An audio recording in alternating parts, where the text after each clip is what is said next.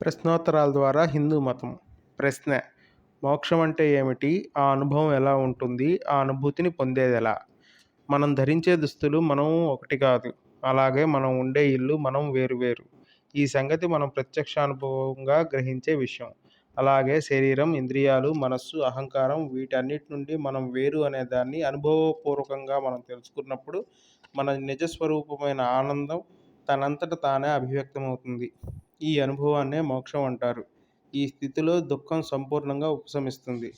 కేవలం ఆనంద స్వాదనం మాత్రమే మిగిలి ఉంటుంది. ఈ అనుభవం కలిగిన వారికి మరణాంతరం పునర్జన్మ ఉండదు. ఆత్మజ్ఞానమే మోక్షాన్నిస్తుంది. ఆత్మజ్ఞానం అంటే ఆత్మను సూటిగా అనుభూతి చెందటమే.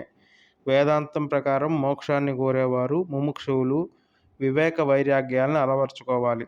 ముముక్షువు యోగ్యుడైన గురువును సేవించి అతని నుండి శాస్త్రాల సారాన్ని, ఆత్మజ్ఞానాన్ని గురించి అడిగి తెలుసుకోవాలి. తర్వాత దానిని మననం, ధ్యానం చేసి అనుభూతిపూర్వకంగా గ్రహించాలి. అదే మోక్షం. ధన్యవాదములు.